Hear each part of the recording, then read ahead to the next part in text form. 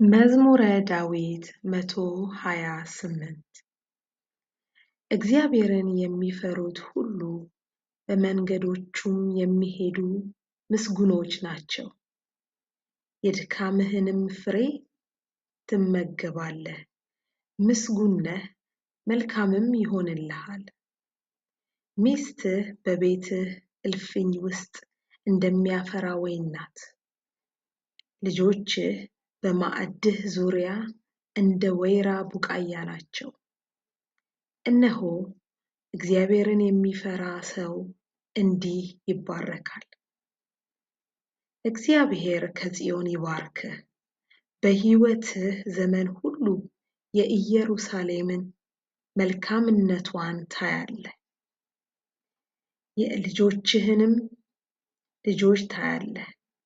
በእስራኤል ላይ ሰላም ይሁን።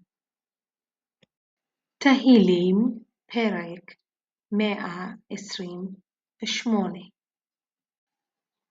שיר המעלות.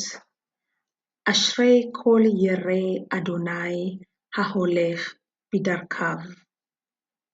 יגיע כפיך כי תאכל אשריך וטוב לך. אשתך כגפן פוריה בירכתי ביתך, בניך כשתלי זיתים סביב לשולחנך. הנה כן יבורך גבר ירא אדוני. יברכך אדוני מציון, וראה בטוב ירושלים כל ימי חייך. וראה בנים לבניך, שלום על ישראל.